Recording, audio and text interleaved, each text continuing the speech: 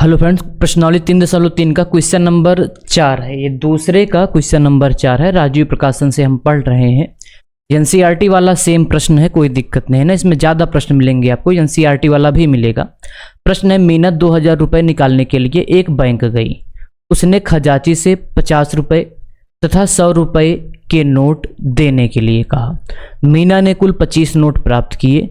ज्ञात कीजिए कि उसने 50 रुपये और 100 रुपये के कितने नोट प्राप्त किए। ऐसे प्रश्नों को देखो हल करना बहुत ही आसान है, बस आपको थोड़ा सा समझने की आवश्यकता पड़ेगा। मतलब देखो, एक मीना है, उसको 2000 रुपये की ज़रूरत है।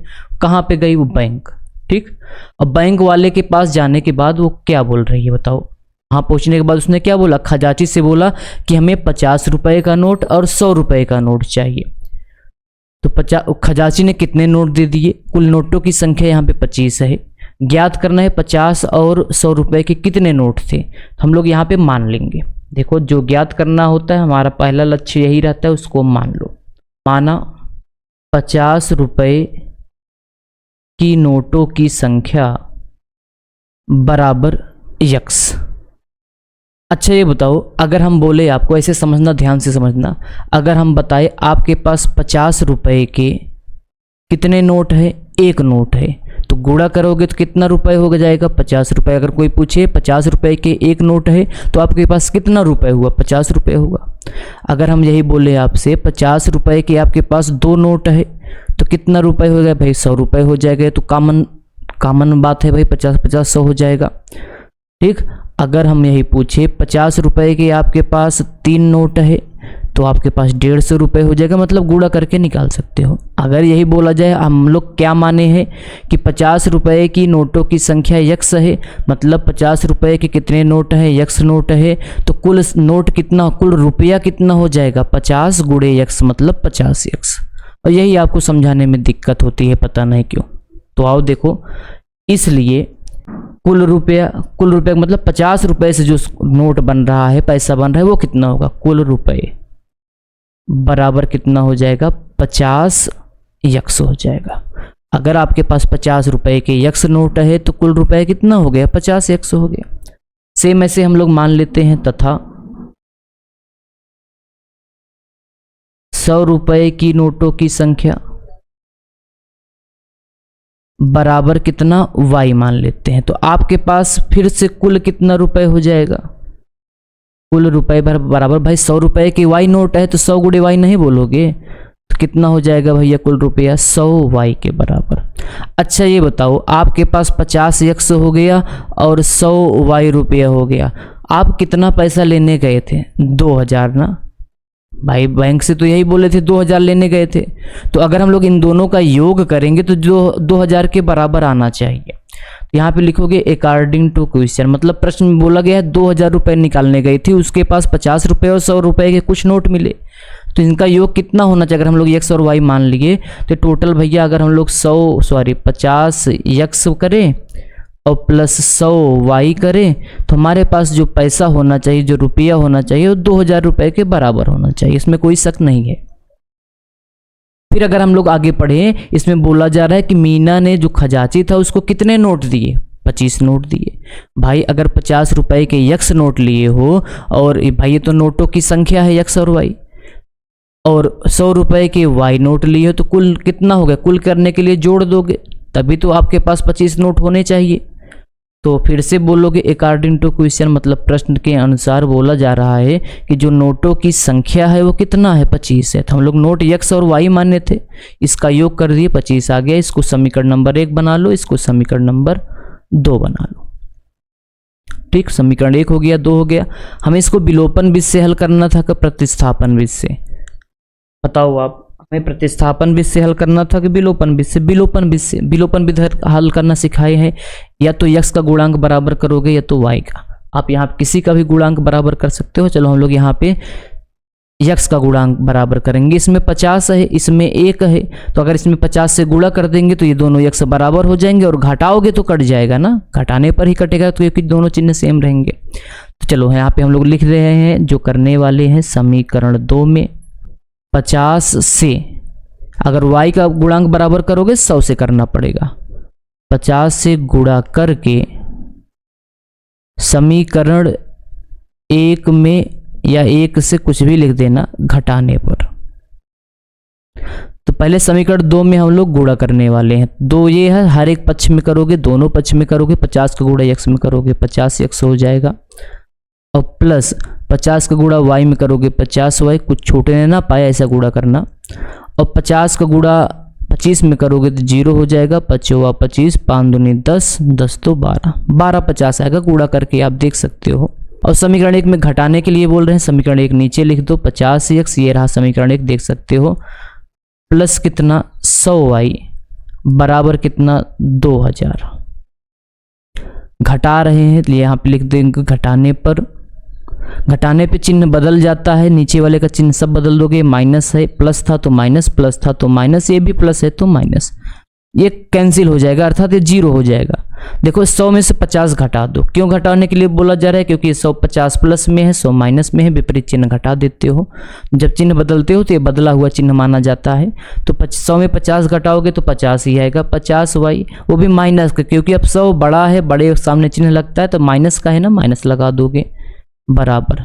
अब 2000 में 1250 फिर से घटा दो, क्योंकि इसमें भी प्लस है माइनस से विपरीत चिन्ह घटा दोगे, 12 50 घटाओगे 0, 10 में से 5 गए, 5 घटा के आप अपना देख सकते हो आराम से, कोई दिक्कत की बात नहीं है। यहाँ बचा 9, 9 में से 2 गए 7, 750 आ जाएगा। कितना आ जाएगा 750, वो भी माइनस का, किसका, वो भी माइनस का 750। माइनस से माइनस कैंसिल हो जाएगा, 1 0 से 1 0 काट सकते हो, तो 5 15 में 75। तो y बराबर कितना मिला 15, y बराबर कितना मिला आपको 15। हम लोग रफ कार मिटा दे रहे हैं पहले, तो यहाँ पे साइड में जगह कम है, हम लोग यहाँ इसका यूज कर लेते हैं।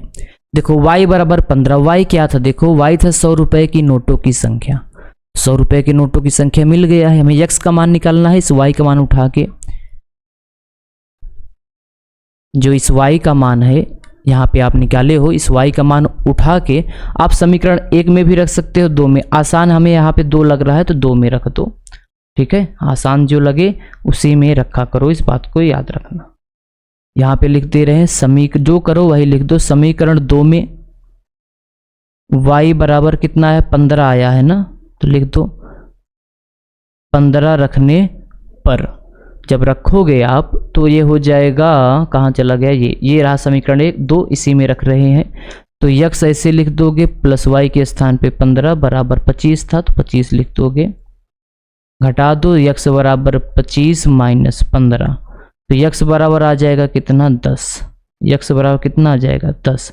तो जो प्रश्न में बोला गया था 50 रुपए की नोटों की संख्या कितनी है 10, 10 क्या है 50 रुपए के नोटों की संख्या, और क्या बोला गया था जो 100 रुपए के नोटों की संख्या, 100 रुपए के नोटों की संख्या बराबर कितना निकला है 15 निकला है, टोटल नोट 25 हो गया, पैसा जोड़ोगे 2000 आ जाएगा। तो ये रहा इसका आंसर। तो चलो अगले प्रश्न की ओर हम लोग आगे बढ़ते हैं। जो अगला प्रश्न है हम लोगों का प्रश्न है, बढ़िया प्रश्न है, ध्यान से समझना, ध्यान से पढ़ना। प्रश्न क्या है, किराए पर पुस्तक देने वाले किसी पुस्तकालय का प्रथम 3 दिनों का एक नियत किराया है। अभी समझा देंगे, नियत किराया अगर पढ़े होगे, जो हम लोग ऑटो वाला पढ़े थे उसमें भी था, तो वहाँ समझोगे तो यहाँ समझ में आ जाएगा, कोई बात नहीं। तथा उसके बाद प्रत्येक अतिरिक्त दिन का अलग अलग किराया है। फिर बोला गया है, मतलब हमारे पास एक पुस्तकालय अगर है, मतलब जिसमें पुस्तक रखी जाती है, तो हम लोग फिक्स कर दिए, आप एक इतने 3 दिन तक अगर लेकर जाओगे, तो जैसे मान लो 5 रुपये दोगे, तो उसके बाद जो किराया देना पड़ेगा वो बताया जाएगा, पहले पढ़ लो आगे। सरिता ने 7 दिनों तक एक पुस्तक रखने के लिए 27 रुपये अदा किए, जबकि सुशी ने एक पुस्तक 5 दिनों तक रखने के लिए 21 रुपये अदा किए। नियत किराया तथा प्रत्येक अतिरिक्त दिन का किराया ज्ञात कीजिए। देखो हम बार बार आपको बताएं, जो ज्ञात करना होता है कोशिश किया करो उसी को मान लो, तो हम लोगों की सवाल जो है थोड़ा आसान हो जाता है। आओ देखते हैं। यहाँ पे लिखोगे आप हल, यहाँ पे क्या लिखोगे भैया, इसका आप हल लिखोगे। हल में पहले जो पूछा जा रहा है उसको मान लो, तो हम लोग यहाँ पे मान लेते हैं, माना नियत किराया पूछा जा रहा है और अतिरिक्त दिन का किराया ना, तो माना नियत किराया, माना नियत किराया बराबर x रुपए, ठीक। और देखो नियत किराया 3 दिनों का है ना, तो हमें 3 दिनों तक मानना चाहिए तो और ज़्यादा सही पड़ेगा। चलो मान लेते हैं फिर से, माना 3 दिन का नियत किराया x रुपए है, मतलब 3 दिन फिक्स है, शुरू का 3 दिन में x रुपए देना पड़ेगा आपको।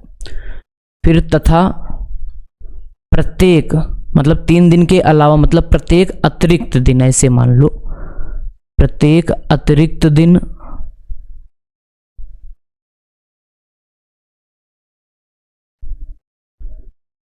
का किराया बराबर कितने रुपए हम लोग मान ले रहे हैं, y रुपए। अब इसका मतलब यहाँ पे समझ लो, फिर हम लोग आगे बढ़ते हैं। जैसे ऐसे समझो, जैसे मान लो हमारे पास एक पुस्तकालय है, उसमें बहुत सारे बुक रखी है। अगर आप हमारे पास आओगे तो हमें एक आपको चार्ट देंगे, उस चार्ट में लिखा रहेगा कि 3 दिन का किराया, 3 दिन का किराया 5 रुपये। ध्यान से समझना, 3 दिन का किराया कितने रुपए है, 5 रुपये। अगर 3 दिन के बाद आप 3 दिन तो रखोगे, उसके बाद आप जितने दिन रखोगे, मतलब अतिरिक्त दिन का किराया हम 2 रुपये मान ले रहे हैं समझने के लिए, अभी समझ जाओगे। अतिरिक्त दिन का किराया, देखो सवाल तो लग जाएगी ना, जब तक समझ में नहीं आएगा मज़ा नहीं आएगा, बाकी लगा तो देंगे अभी 1 मिनट में। अतिरिक्त दिन का किराया हम कुछ अंक मान ले रहे हैं अपने मन से, 2 रुपये है।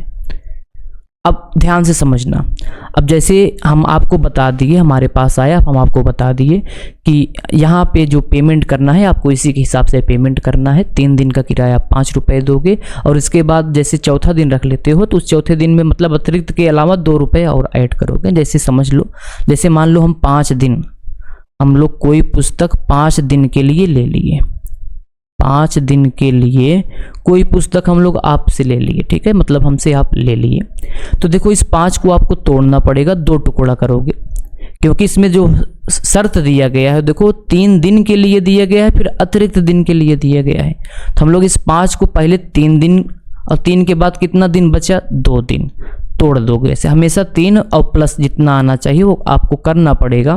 तो देखो 3 दिन का किराया आपको कितना रुपए देना है, 5 रुपये, समझना।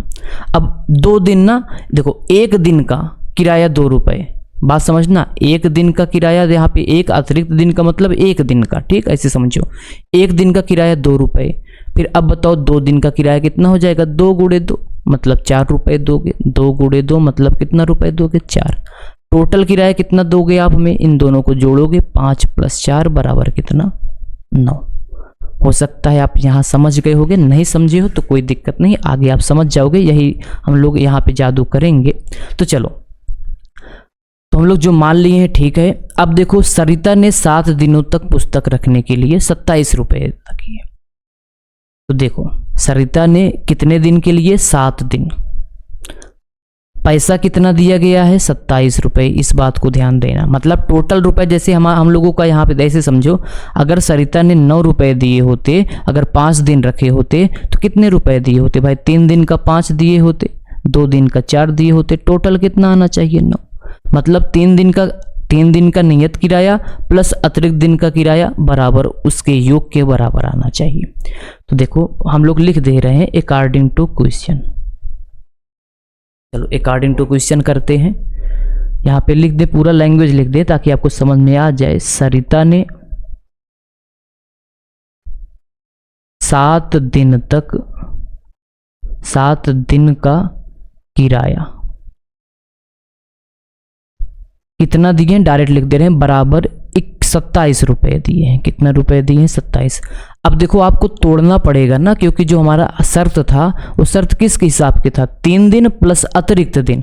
अब 7 दिन को अगर आप तोड़ोगे तो इसमें देखो 3 दिन आपको अलग करना पड़ेगा, क्योंकि फिक्स है 3 दिन का किराया, नियत है, मतलब यही समझ लो फिक्स है ना 3 दिन, 3 दिन का नियत किराया। इसमें जो 7 दिन में पैसा शामिल होगा वो 3 दिन का नियत किराया होगा, और प्लस होगा भाई 3 दिन तो खत्म हो गया, बचा 7 दिन लिए थे, 4 दिन बचा ना, 4 दिन का अतिरिक्त किराया, 4 दिन का अतिरिक्त किराया। इसी 7 को तोड़ रहे हैं, देखो एकदम बेसिक से बता रहे हैं ना, आपको रटना ना पड़े। अतिरिक्त किराया लिख दो, थोड़ा लैंग्वेज देख लेना यार, थोड़ा हिंदी की राइटिंग गड़बड़ है। इसलिए आप हो सकता है दिक्कत हो आपको।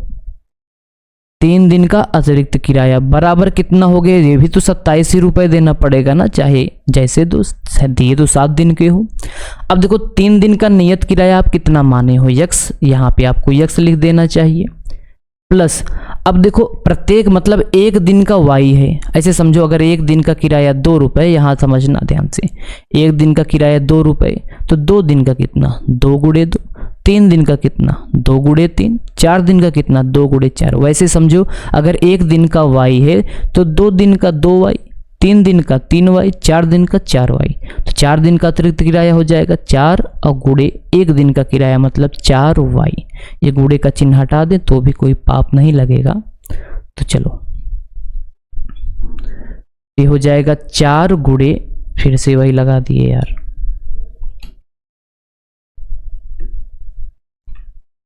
तो 4 दिन का कितना हो जाएगा 4 वाई, ये बराबर कितना होना चाहिए 27 के समीकरण नंबर कितना बना लो 1। तो उम्मीद है इतना समझे होगे, नहीं समझे हो तो यार कोशिश करो, ठीक है। अब हम इसको मिटा रहे हैं, जगह कम पड़ेगा हमें मालूम है। वीडियो को लाइक सब्सक्राइब करो, शेयर भी कर देना। बाकी अगर आप नहीं समझना चाहते हो तो 1 मिनट की सवाल है भाई, समझ लो आराम से, आप 1 मिनट में लगाना, हम रोके हैं कि आपको मत लगाओ 1 मिनट में। चलो कोई बात नहीं, हमारा काम जो है हम अपना कर रहे हैं, आप अपना काम करिएगा।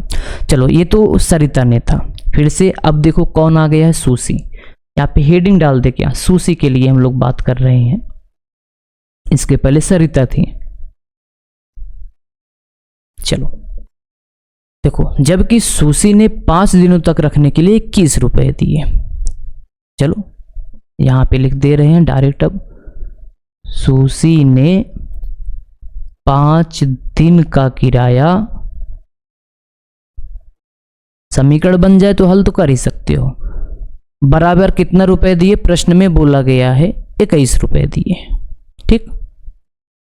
अब फिर देखो नियत, जो हम लोगों का शर्त क्या था, दुकानदार का शर्त या पुस्तकालय का शर्त ये था 3 दिन प्लस अतिरिक्त दिन, 3 दिन का फिक्स है ना, तो इस 5 को तोड़ दो आप 3 और प्लस अतिरिक्त दिन में, तो ये भी, इसको अगर हम लोग तोड़े तो ये भी निकलेगा 3 दिन का नियत किराया, 3 दिन का नियत किराया,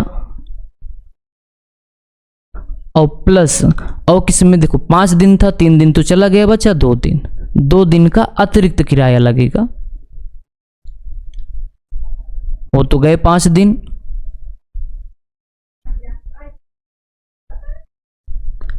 तो भाई पैसा तो वही लगेगा, 21 रुपए दिए हैं तो 21 रुपए है भाई, 3 2 5 ही दिन तो हुआ। अब बताओ जो हम लोग माने हैं 3 दिन का नियत किराया x रुपए, यहाँ पे x रख दो, प्लस 2 दिन का, भाई प्लस क्यों कर रहे हैं, क्योंकि भाई पैसा जोड़कर ही दिया जाता है।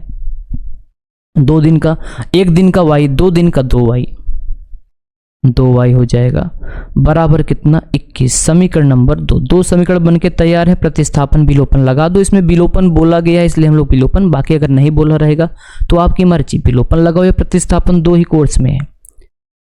विलोपन लगाओगे तो आसान है, देखो इसका यक्स का गुणांक बराबर ही है, बस केवल जोड़ना या घटाना पड़ेगा, चिन्ह सेम रहता है तो घटा दोगे तो एक माइनस हो जाएगा, कट जाएगा, मतलब समीकरण 1 -2 कर दोगे काम बन जाएगा। यहाँ पे लिख दे रहे हैं समीकरण 1 व 2 को घटाने पर जो करो वही लिख दो, बाकी लैंग्वेज हटा सकते हो, समझने के लिए हम आपको बता रहे हैं। घटा दो, पहले समीकरण 1 लिख लो, समीकरण 2 लिख लो। चलो समीकरण 1 लिखते हैं, x + 4y बराबर 27 है, अगला है x + 2y बराबर 21 है। याद रखना घटाने पे चिन्ह बदल जाता है, यहाँ पे प्लस है तो माइनस, प्लस है तो माइनस, यहाँ भी कुछ नहीं रहता है तो प्लस माना जाता है, ये भी माइनस, कट गया। 4y में से 2y घटा दो ना, एक प्लस है माइनस है, विपरीत चिन्ह घटा दिया जाता है तो 2y। 27 में 21 घटाओगे कितना आ जाएगा, 7 में से 1 गए 6। अब कैंसिल कर दोगे, 2 × 2 2 3 6। अगर यहाँ से देखा जाए तो यहाँ से y बराबर कितना मिला 3 रुपये। y क्या था, y था प्रत्येक अतिरिक्त दिन का किराया, मतलब 1 दिन का 3 रुपये, फिर 2 दिन का 2 × 3, 3 दिन का 3। अब इस y का मान उठा के रख दो, हमें पता करना था नियत किराया तथा प्रत्येक अतिरिक्त दिन का किराया, तो अतिरिक्त दिन का किराया y माने थे, यहाँ पे 3 मिल गया, ये रहा इसका आंसर। अभी लेकिन हमें एक पार्ट और निकालना है, नियत किराया बताओ। तो नियत किराया भाई अगर हम लोग यहाँ पे x का मान रख दो, y का मान रख दो x में, y का मान समीकरण 1 में रखोगे तो x का मान मिल ही आएगा, तो निकाल लो, क्या दिक्कत है। चलो हम लोग यहाँ पे लगाएंगे ना, आप इसी के नीचे लिखना, समझ सकते हो मजबूरी, क्योंकि यहाँ पे स्थान नहीं रह जा रहा है, तो हम लोग कोशिश करेंगे मिटाएंगे ही। भाई कुछ समझोगे तो टाइम लगेगा, साथ ही साथ टाइम लगता है, टाइम दो, हाँ समझ जाओ तो उसके बाद टाइम नहीं लगना चाहिए, ये बोलोगे तो मान सकते हैं, ठीक है। इस y का मान हम लोग समीकरण 1 में रख दो, 2 में भी रख सकते हो, कहीं भी रख देना आ जाएगा। चलो 1 में रख देते हैं, जहां आसान लगे वहीं रख देना, दिया जाता है y का मान समीकरण 1 में रखने पर। तो समीकरण 1 ये रहा, x प्लस 4y बराबर 27। तो x प्लस 4y के स्थान पे 3 बराबर 27। तो x बराबर 27, देखो 4 3 12, ध्यान देना रच के, 4 3 12 प्लस से उधर जाएगा तो माइनस हो जाएगा। तो x बराबर हो जाएगा 7 में से 2 घटाओगे 5 और 2 में से 1 गए 1, 15 रुपये आया। तो जो 3 दिन का नियत किराया वो कितने रुपए आ गए, 15 रुपये। तो अतिरिक्त किराया 3 रुपये और नियत किराया 3 दिन का 15 रुपये, ये रहा आपका आंसर। आप हिंदी में से लिख देना, अतः नियत किराया बराबर x बराबर 15 रुपये और अतिरिक्त दिन का